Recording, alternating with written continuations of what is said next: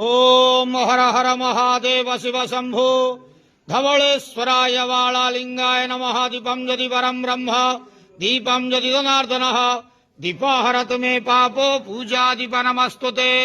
अहे धवलेश्वराय वालालिंगाय नमो नमः। संसार सुखी रखंतु।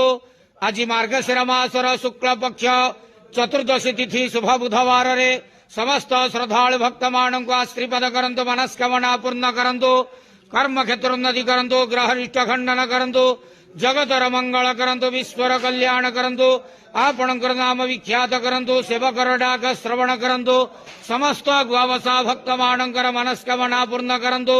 जो जो भक्त माने आपणक पाखरे मानसिक रखिजंती तांक मानसिक पूर्ण करंतु।